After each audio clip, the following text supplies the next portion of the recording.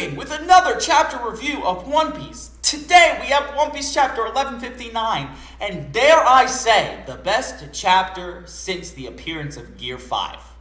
Dare I say it? Let's go over it together, shall we? Obvious spoilers, if you're not gonna get the fuck out of here right now! One Piece chapter 1159, titled The Island of Destiny. Yes! God Valley flashback time, fuck yes.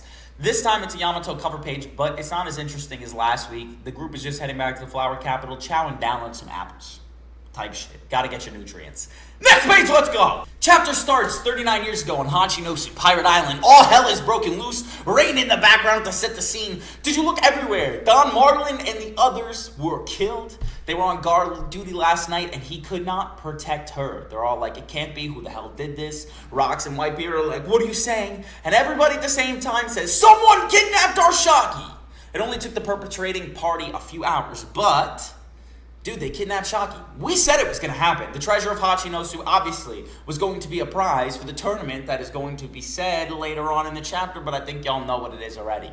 Peak, we knew it was going to happen, but Rox has another reason to go to God Valley. Do not fret yet. The narrator says they left no trace behind, and obviously Wang Shi has accepted money, so we can all infer that he's the one who kidnapped Shaki and killed Don Marlin. Gloriosa is freaking out. The pirates were distraught, shaking with rage, and even Roger tore apart a newspaper and blamed Rox for the kidnapping of Shaki, saying he's gonna kick his ass. That's very Luffy-like. That's fucking hilarious. Word sped across the sea. Rayleigh's bugging out because Shaki was kidnapped. The people sank into deep despair, smiles fading as the world's economy ground to a halt for several weeks. Bro, imagine having so much influence that your kidnapping stops economies! Insane. People don't like Shaki as a character. Wild. It's just about showing the influence and how much she influenced the pirate world. Roger is fucking pissed, and a lot of y'all are going to be pissed off, but we'll talk about it at the end of the chapter. Peak! 1 year later, God Valley in the West Blue. Darling, I'm so happy you're back, says Shanks and Shamrock's mother. Look, it's your father to the kids. Twins, how precious. Yeah, they're your kids. Why don't you stay here with me? Shanks' mom asks. How cute. And he says, well, if we were to share a home, it certainly wouldn't be here. This island won't be around much longer. Besides, I've already secured a worthy bride for myself and placed the order. She will be mine provided I triumph in the upcoming tourney. She's like, tourney, and we see all the Navy ships heading towards the island of God Valley. We're fucking here, and this establishes Garling as one of the meanest, most brutal villains in the entire history of One Piece. I think dude's worse than Doflamingo after this chapter. I'm not gonna hold you, bro. All of a sudden, you see on the top, she says, "Wah!" and she gets fucking stabbed by Garling. So not necessary, but he stabbed her right in front of the kids. He says, begin the preparations, and obviously the Marines make landfall. Then we see people say, Navy ships from the world government. That's right, they've surrounded the island, or they're searching for some vile criminal. Get the children inside. Do you see how much these people fucking trust the Marines, and they still turned around and put them up for a tournament so the Celestial Dragons can hunt them down? Insane. They say limit yourselves to tranquilizer rounds. If they don't resist, just capture them. Talking about the people because they obviously don't want to kill them. It just shows how much the people trusted the Marines in order for them to turn their backs. That's the system that the One Piece world is in. And people say all Marines aren't evil, but this is the system that every single Marine is working for. Fucking nuts. Lo and behold, we see a mysterious Marine on the top of the page say, Lieutenant Commander, what exactly is the goal of the operation? And he turns around and says, it's training, zip it, you're 10 years too early to be questioning orders, cadet. The cadet goes, but! Then he says, squad leader, what's the deal with this upstart? My apologies, he's still in training. All the people are saying, excuse me, what's going on? And the Marines are like, don't resist, keep still. And everybody's saying to run, get away from the Marines. And then this Marine on the top right corner, who looks a little familiar, said these are just ordinary civilians. And then again, the leader in charge of that Marine squadron says, don't question it. There's no room for personal doubts when following military orders. Just focus on completing the mission. That's again the system talking. No good Marines. Those are their orders.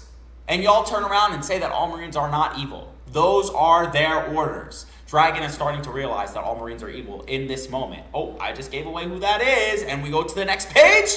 And indeed, that Marine who looks familiar is a Marine named Monkey D. Dragon, future Supreme Commander of the Revolutionary Army and father of Luffy. And he turns around, justifies it to himself, and says, it's okay, tranquilizer rounds shouldn't kill anyone. Sorry if you let me detain you, I won't shoot.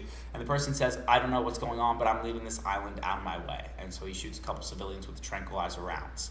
They say to put on your masks, it's sleeping gas, and they are putting out the people of God Valley. Dude, this is fucking nuts and so absolutely brutal. Imagine if this was like live action. Imagine if this was a real thing, not set in the One Piece world, and nobody would question the brutality of One Piece. Now, it's one of the most brutal worlds in anime, even though we know how brutal anime can be. Crazy.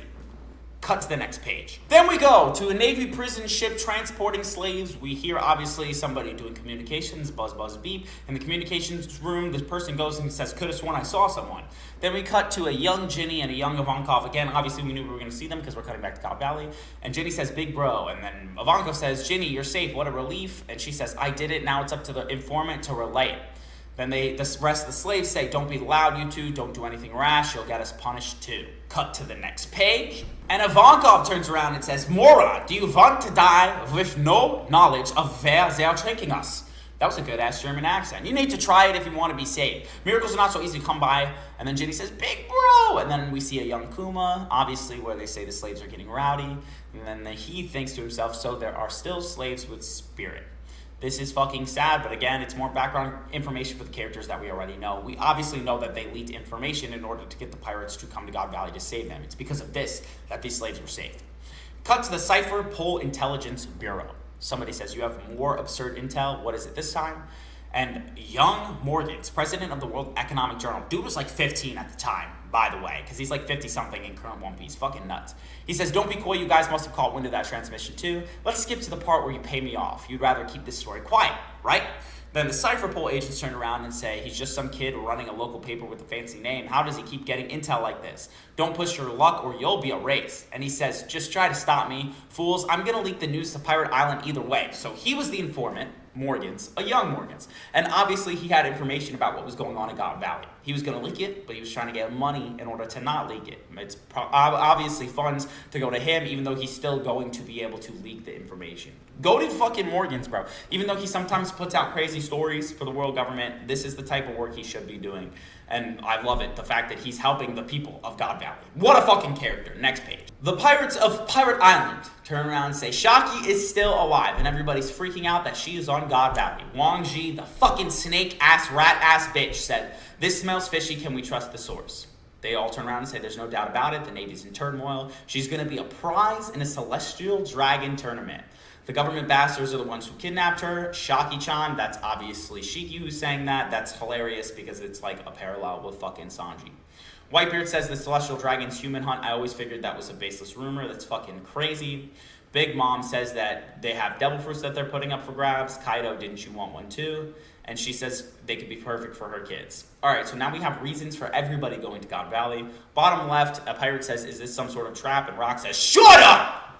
So this is interesting because obviously we knew every single pirate was going to have different reasons to go. A lot of the pirates on Hachinosu wanted to go to save Shaki, but Whitebeard was thinking about the human hunt. Big Mom was thinking about devil fruits, getting one for Kaido, getting some for her kids, all that stuff. Rox turns around and says, if you've got cold feet, you can just stay behind on the island. Let's move. God Valley awaits. He's ready to fucking go. The Roger pirate says, Gabon, where's God Valley? It's pretty far, but we should make it in time. Roger's ready to go, and he says, y'all are with me, right, fellas? And Rayleigh's like, yeah, we are, bitch! I'm saving my lady! Oh my god, he's the winner of God Valley! He came away with the treasure. Roger says, Rox is already on the move. We can't let him get ahead. Narrator says, it was an unlikely turn of events, but this small leak led to the mobilization of all the toughest men on the seas. And of course, Monkey D. Oppression with Oppression Impact turns around and says, it seems Roger's heading there too. Leave with that next time I'm on my way. The fact that Celestials were hunting people, the fact that Garp knew that they were hunting people on that island, the fact that he only went there because Roger went there, he's a fucking fraud. Dude, you're not any fucking freedom fighter or anything. You are a pawn in the system. Doesn't matter if you're a vice admiral or an admiral, you're a whole ass bitch. Fuck Garp. I hate Garp. Lo and behold, as the Rox pirates are going to God Valley, we see a giant ass ship. They want to sink it, and Rox says, hold up. Then they turn around to King Harold, and he says, they said your entire crew is obsessed with this woman. That's how I knew I'd be able to intercept you here, Rox. You know, if we fought without any regard for our own lives, we could sink your puny little ship with ease. And he says, see that vessel over there? It's a government surveillance ship. Rock says, so you're still trying to curry favor by playing the government's lapdog. You may be king of the overgrown brutes, but you're underestimating us. Insane work. Are you really content to let the government sit back and watch us tear each other apart? You're nothing but a giant lunatic clinging to your deluded version of progress. Oh my god! Bars! What the fuck? Why don't we talk it out, just the two of us? Dude is crazy. Ready for the smoke, but he's also ready to talk to his friend. Rox's character is top 3. And after these next couple pages, I think y'all are going to agree with me too. So they're drinking sake, just like Whitebeard and Roger were way back in Odin's flashback. And they says he must have an idea where we're going and what we're doing. Listen, this is for your ears only. I'm not going to tell anyone else, not even my own crew. Then the people of Elbaf are wondering why Harold is talking to him. The people of Rox's crew are wondering why they're talking to him. And Zebek turns around and says, I've got a hidden name. It's Davy D. Zebek. Harold said, you're not really called Rox? Rox says, I reckon the world government has been trying to erase this specific name for a long time. It's tied to the lineage of the legendary pirate Davy D. Jones. The name still commands some influence in the underworld, even now, but it's barely scraping by. Dude, the fact that so long ago, on Long Ring Longland, Oda had Robin introduce Davy Jones as a pirate who was banished to the seafloor by the devil. Meanwhile, he's connected directly to Emu. That is some of the most insane foreshadowing I've ever seen in my entire life. Cook. Next page. Zebek turns around and says, I'm not sure if it's good or bad timing, but 2 years ago I had a kid. To keep him safe, I sent my family away, back to my hometown. Told them to count on the Davy clan. Harold says, I see, so your kin, your wife, and child are back in your hometown. But why are you revealing your weak spot to me? And he says, my hometown is God Valley. Harold says, the question we've all been thinking, are you saying the government staged this just to lure you in? And he says, the Celestial Dragons are gathering there, right? They wouldn't want me crashing their party. They just made a mistake. Holy fuck. Dude. Oh my god. The fact that Blackbeard accidentally ended up on God Valley for Rox to protect him, but it actually put him in such danger, and now Rox is going to protect his kid? Insane. And the government wants you to believe this dude is evil? Get the fuck out of my face, bro. Rox turns around and says, it still feels like it's destiny pulling me in, dragging me back. Taking Shocky was their biggest blunder. As long as I get my wife and kid to safety, I'll be at peace with whatever happens next. Bar! But it doesn't feel like luck's on my side anymore, Harold. Lend me a hand. Harold says, no way, I'm going to sink you right here, right now, with tears in his eyes. And Rox says, is that so? Bring it on. They all say, don't interfere. And then the narrator says, it's hard to believe, but every 3 years, the Celestial Dragons choose an unaffiliated nation rich in resources and turn it into a hunting ground where they slaughter all the natives for sport. They say, help us. How can this be allowed to happen? As we cut back to God Valley, Rox is top 3. Rox is a top 3 written character. Not even close. Dude did it for his son. Dude did it for his wife. His existence was about them, saving his people. I can guarantee you the throne has something to do with Davy Jones and his clan taking back what's rightfully theirs. Rox is an insanely well-written character. He's definitely not evil. He just is a family man. What the fuck? We turn around and on the final page of God Valley, we see the day of the God Valley incident. We have an MC of the God Valley tournament saying, we now present the grand prize of this tournament beyond all the rare devil fruits up for grabs. In one of the calm belts of the Grand Line lies the Isle of Women. Behold their former empress, the most beautiful woman in the world. Her name is Shakiyaku. The winner can decide whether to take her as a wife or as a slave.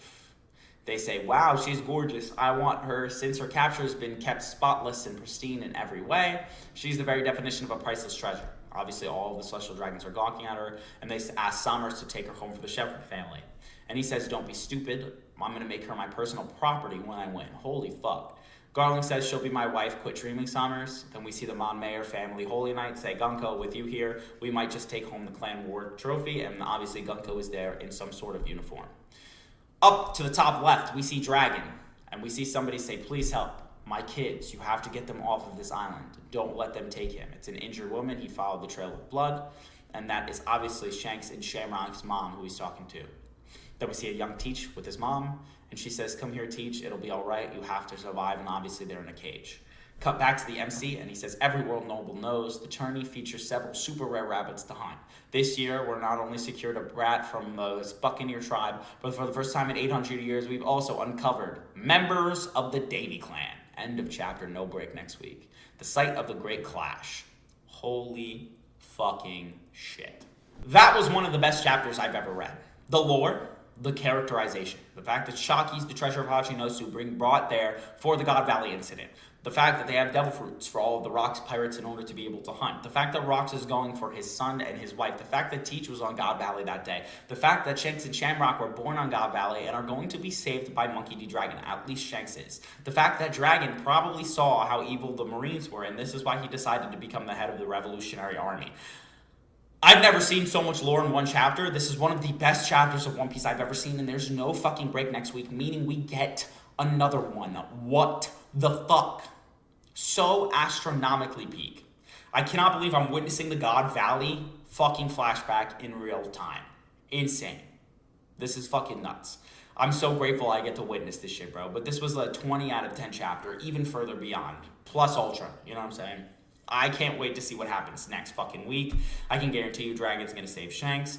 Teach is probably going to see his mother and father die in front of him. And I think Garland's going to have a huge hand in it. What the fuck?